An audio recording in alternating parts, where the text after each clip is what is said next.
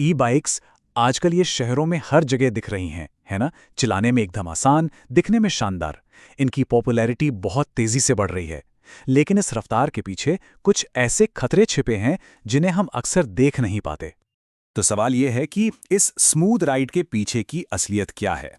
असल में कुछ छिपे हुए खतरे हैं और आज हम उन्हीं 5 सबसे जरूरी खतरों के बारे में बात करेंगे जिनके बारे में हर ई बाइक राइडर को पता होना ही चाहिए। चलिए जरा गहराई से समझते हैं। सबसे पहला खतरा है कंट्रोल में होने का धोखा।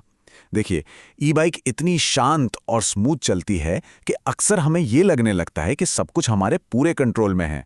पर क्या वाकई ऐसा है? सोचिए, एक नॉर्मल साइकिल के मुकाबले ई बाइक बैटरी और मोटर की वजह से काफी भारी होती है। इसकी टॉप स्पीड भी कहीं ज्यादा है और ब्रेकिंग सिस्टम भी अलग है। ये सब मिलकर इसके हैंडलिंग को पूरी तरह से बदल देते हैं।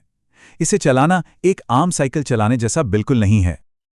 और यही तो असली बात है। स्पीड इतनी मक्खन की तरह बढ़ती है कि राइडर को एहसास ही नहीं होता कि वो कितनी तेज जा रहे हैं, और जब तक उन्हें पता चलता है तब तक रिएक्ट करने में बहुत देर हो चुकी होती है। चलिए, अब आते हैं दूसरे खतरे पर। ये वो खतरा है जो आंखों से दिखाई नहीं देता, यानी वो जबरदस्त मैकेनिकल स्ट्रेस जो एक ई बाइक लगातार अपने ही पार्ट्स पर डालती है। देखिए, तेज रफ्तार और टॉर्क की वजह से टायर और ब्रेक पैड्स बहुत जल्दी घिसते हैं, और बैटरी अगर वो कमजोर हो जाए तो बीच सड़क पर अचानक पावर खत्म हो सकती है, जो कि बहुत खतरनाक है। और ये सब कुछ अंदर ही अंदर होता रहता है बिना किसी वार्निंग के। और सबसे डरावनी बात यही है कि ये मैकेनिकल घिसावट तब तक नजर नहीं आती जब तक कि कोई पार्ट फेल ना हो जाए, और जब ऐसा होता है तो एक मामूली सी राइड भी एक खतरनाक हादसे में बदल सकती है। अब बात करते हैं तीसरे खतरे की, और ये बड़ा मजेदार है। एक तरह का पैराडॉक्स है। ई बाइक की जो सबसे अच्छी बात है उसकी खामोशी, वही उसका सबसे बड़ा खतरा भी है। इसे कहते हैं ऑडिटरी इनविजिबिलिटी, मतलब लोग आपको आते हुए सुन ही नहीं पाते।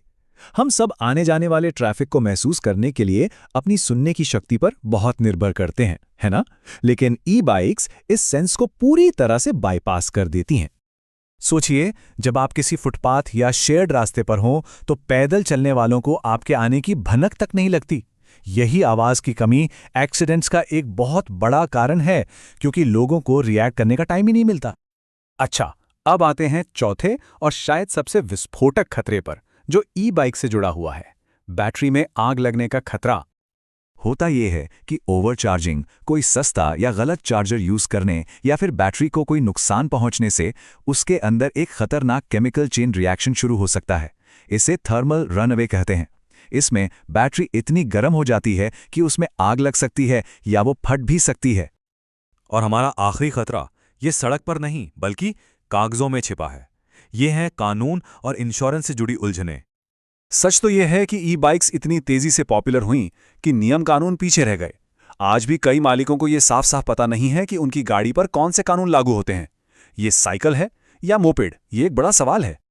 और इसका सीधा असर इंश्योरेंस पर पड़ता है। ज्यादातर पॉलिसीज में चोरी, एक्सीडेंट से हुआ नुकसान या राइडर की जिम्मेदारी, ये सब कवर नहीं होता। मतलब साफ है, अगर कोई हादसा हो गया तो सारा खर्चा शायद राइडर को अपनी जेब से ही देना पड़े। देखिए, इन सब बातों का मतलब ये नहीं कि ई बाइक्स खराब हैं। बिल्कुल नहीं। ई बाइक्स एक शानदार और इको फ्रेंडली तरीका है आने जाने का। इन खतरों को समझना डरने के लिए नहीं, बल्कि खुद को और ज्यादा मजबूत और सुरक्षित बनाने के लिए है। जागरूकता ही बचाव है। तो यहां से हमें 3 बहुत जरूरी बातें सीखने को मिलती हैं। हमेशा सर्टिफाइड सेफ्टी गियर पहने, अपनी बाइक के पार्ट्स को रेगुलरली चेक करते रहें, और हाँ, बैटरी और चार्जर हमेशा वही यूज करें जो कंपनी ने दिया है। ये छोटे छोटे कदम बड़े हादसों को टाल सकते हैं। तो आखिर में बस एक सवाल, क्या आप ई बाइक का इस्तेमाल करते हैं? इस बारे में सोचना और अपनी आदतों और जानकारी को परखना हमेशा एक अच्छी बात है।